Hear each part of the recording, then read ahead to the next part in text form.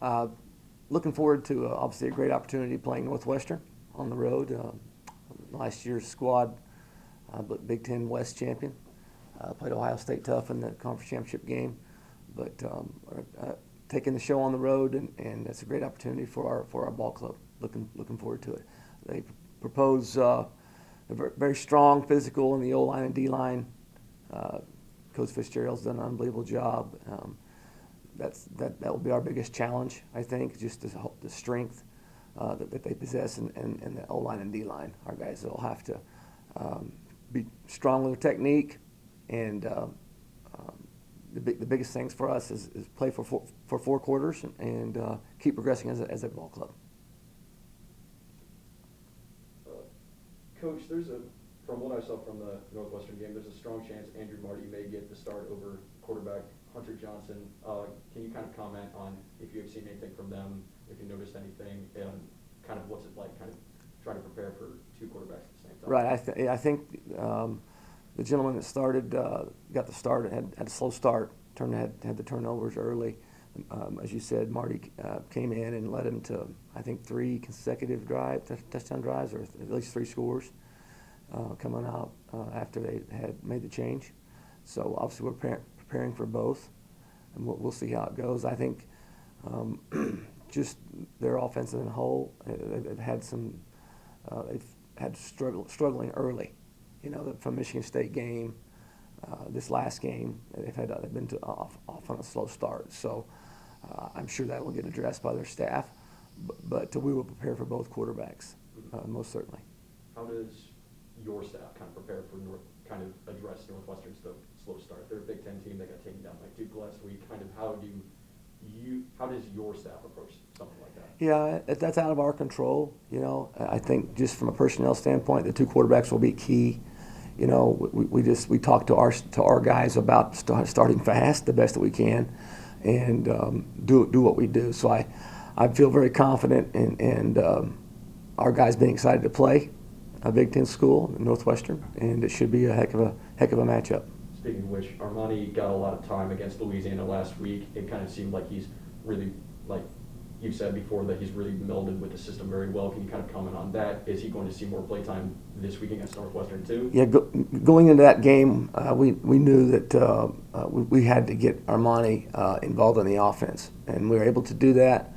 That's got to continue to grow as a package with both quarterbacks. They're both capable, and again, you saw that the production was there, and so we got to continue to grow that. I think we are taking steps to do that. We've got to get better offensively and finishing drives, guys. I mean, offensively, we've got to finish a drive. In the first half, we got down there 2 times, you know, and only got 1 score, and so I think that's going to help our defense. But as a confidence from our offensive standpoint, 3rd down, long in particular, 3rd and medium, we're decent numbers.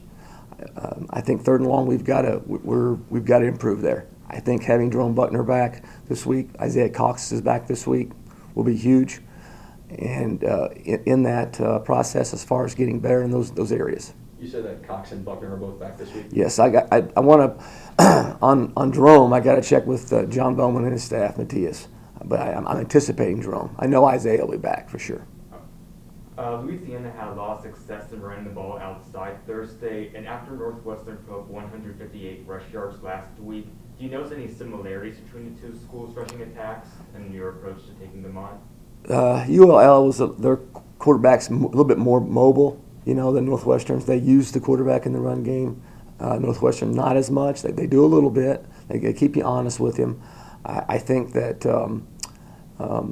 Northwestern's ability to their hit chart or spray chart is pretty balanced, so you really can't, you kind of knew ULL what they're going to do. Number 7's a target. I mean, you put an extra guy in the box to help with the run, and number 7, that receiver you get matched up out there. He made a great throw and catch on the opening drive, so you're kind of in conflict.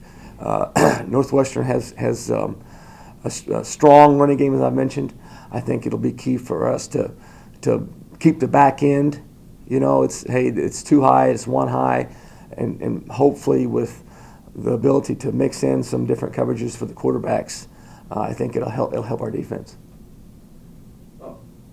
So, with the offensive line, Kurt Daniker is out. Yes. Hagen Missouri, I believe, is out. And then Brody Rogers kind of went down in the game against Louisiana. Can you kind of comment a bit about the offensive line?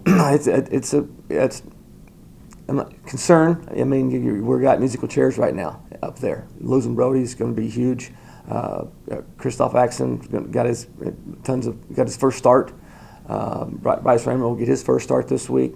As you mentioned, those three guys, that's three starters are out in the O-line. So, yes, we're concerned, but our mentality is, hey, get, man down, next man up, and that's going to be our approach. But going back to their Northwestern's front seven and how physical they are, we're going to have to match that, find a way to match that, and have a balanced approach with the run and pass, because there's no way that we can line up and be one-dimensional against Northwestern for sure. Is there a lot of confidence in the offensive line? It seems like it's been one of the deepest units so far this season. Yeah. Is there a lot of confidence coming? I tell you, I'm excited. We've played. I'll mention Shedrick Rhodes played almost 20 snaps in the game. He's a redshirt freshman. And again, I mentioned Christoph and his first start, and did some good things. Bryce has been here 4 years now, and so he just doesn't have game experience. With the 3 games last year, it's been limited, but there's some bright spots there. I think that Coach Rudolph's the guy. He's leading them, and I know they're going to give it their best against Northwestern. Obviously, you're playing 2 Power 5 non-conference teams this season. I don't know how often that happens, but is there any added benefit playing like Syracuse and Northwestern, obviously 2 Power 5 teams heading into MAC play? Yeah, I think the strength of schedule, it's great for it's every game's going to be down to the wire, should be, and be great. An enormous amount of excitement in the games, which is great for the fans. We've got a great fan base. They're very passionate about Ohio University football, as you guys know.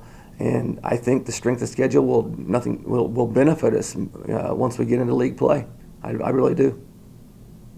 Has the longer week off affected morale and conditioning going into this week of practice? I'm sorry, the first part? Oh, sorry. Has the longer week off, has that affected morale and conditioning going into this week of practice? Yeah, I think a little bit, sure. That'd be a fair statement. After the Louisiana game, you had said that this program has had a lot of success with the run offense and stopping the run. Obviously, the run defense has kind of struggled a bit in the first 3 games. Kind of, what's the plan to kind of crank up its performance? Yeah, we're looking at everything.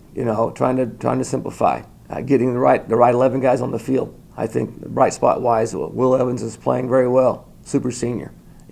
Michael Valentine came in and did some really, really good things. Assignment solid, had some really, really great open field tackles. I think defensively, looking at some more 4 down. We're multiple. We do 4 down. We do 3-4. Which is great. A great combination to have. I think the numbers show a little bit more 4 down. We're more consistent. So we're looking at doing some things like that. And then you get Louisiana Lafayette had some really good skill players. We had guys in position 6 or 7 times to make the tackle. This right before halftime. We had the guy right there. It just didn't, look like he was down or however it played out. But we had guys there. We got to get the ball carrier down. Tackling better is going to help. But you're going to miss some tackles. I think the combination of the things I've mentioned with tackling better will help. But we've got to find a way to consistently do better in stopping the run for sure. What do you think right now is the best approach to stopping the run? I think the 4 down is going to help. Again, we're looking at some personnel changes. Competition is great, and getting the right 11 guys on there. As I mentioned, Michael Valentine, you're going to see him more on the field. So at the safety position, I think those things, along with again tackling. I'm repeating myself, I know, but will help. And obviously, Sarah mentioned Jonah Whelan being named MAC Specialist of the Week. 4 punts for 165 yards. I guess, what have you seen out of him since he's taken over the punting duties? Yes, I saw it. the big thing on special teams, we took strides in the special teams. Our kick coverage guys did a great job. ULL is really, really good in special teams. That was a big concern. They pressure the punter a lot. We held up very nicely. He's able to get the ball off. One time showed some great athleticism in one of those punts, maybe going in the second quarter, I think, maybe third. So it's a bright spot. I think, again, back to the competition, we let Tristan handle kickoffs and the extra points last week. He's worked hard. He's had a great fall camp. And I'm looking forward to watching him here this week and going into Northwestern. Can you talk a little bit more about Tristan Vandenberg's progression a little bit more since last season? Last season he kind of struggled a bit with field goals and extra points, but can you kind of talk about his offseason kind of I think you've seen in him over the past few weeks? You bet. I think he has been a warrior as far as work ethic. It took it hard. When we started with Steven, and it's those two have had great competition. The numbers coming off fall camp were neck and neck. And Steven, we just didn't get the ball through the uprights for 2 straight weeks, and the field goals were close enough. That's got to be automatic. They didn't go through, and competitions. Well, that's why it's a great thing. So Tristan's worked very, very hard. We gave him a shot, and he capitalized on it. So I'm looking forward to him developing. But he has had great mindset. A lot of guys go in the tank, and he did not. He's disappointed, but he's kept working and hung in there. He's got an opportunity. He's making the most of it.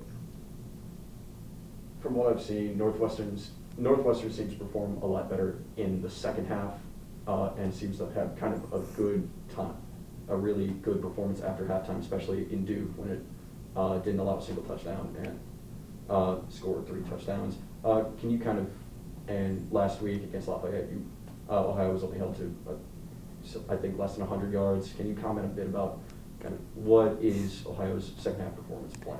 Yeah, as far as us, and I can just speak to us. I can't speak to Northwestern. Why how that is for them. For us, I think we've had flashes. This last week is the fourth quarter. It's a 28-14 game in the fourth. I think they wore us out. We had a great second quarter. Right? The first quarter we go right down and Kristoff, we have a penalty. 4th down, clearly going to get the first down. We're going to be first and goal there. And it's his first start. And it's our first 5-yard penalty of the season, 3 games in.